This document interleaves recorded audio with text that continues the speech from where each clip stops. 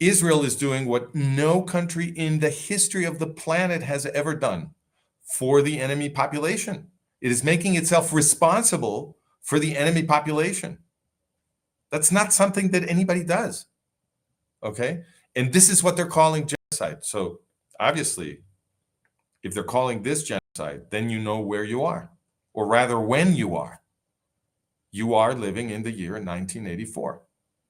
This is the year, right, in Orwell's novel, which for him was in the future, where every important political word will be made to mean its opposite.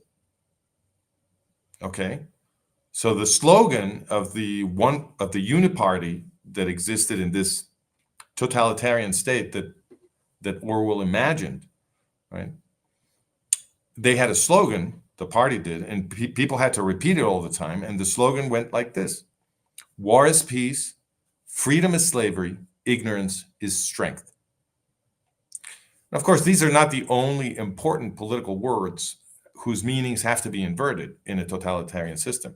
It's just like, it's a short list to sort of give you the spirit of what you're supposed to be doing to your mind, right? So you're supposed to be processing every important political word with the exact opposite meaning. So war is peace. Well, obviously, right? We live in a world where war is peace because the greatest power in the world, the people running the United States, the US bosses, invented a diplomatic process to bring genocidal terrorists descended from the German Nazi final solution, and I'll share my screen right now to share with you guys where we have this documented. So if you go to our Substack and you go to the you don't need to go to the archive. Right up here, you'll see our most popular article is this one. It's about the responsibility of the Arab-Palestinian movement in the German Nazi final solution. I'll make it really short. The founding father of the Arab-Palestinian movement, this guy right here, Haj Amin al-Husseini, that guy was a top leader of the German Nazi final solution, okay?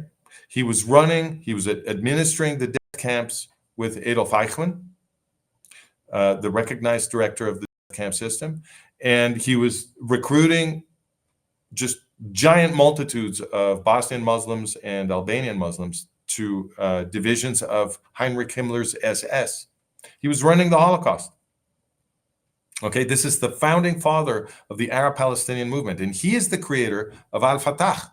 Okay, he is the creator of Yasser Arafat and Mahmoud Abbas and their cronies. Right, so that's where what we now call the Palestinian Authority comes from. The Palestinian Authority is Arafat. It's the PLO. It's PLO Fatah. And Fatah, the organization that really runs it, was created by this character, Haj Amin al-Husseini, the guy who killed all the European Jews. All right.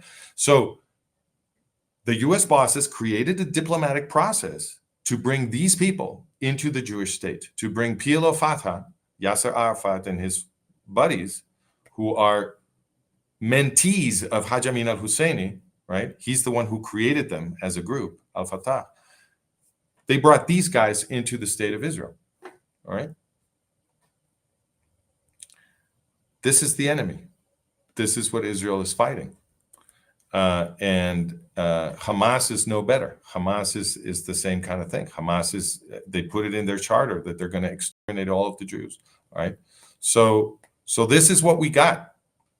We got a diplomatic process created by the US bosses that was designed to bring the Jew killers into the Jewish state, right? The people whose mission it is to destroy the Jewish people in genocide into the Jewish state. And what did they call it? This is the point I was driving to. They called it the peace process. So a process designed to produce an anti-Jewish genocide was called a peace process. Therefore, war is peace. War is peace. you are living in Orwell's world. What this means is that the people running the world have a totalitarian ideology already.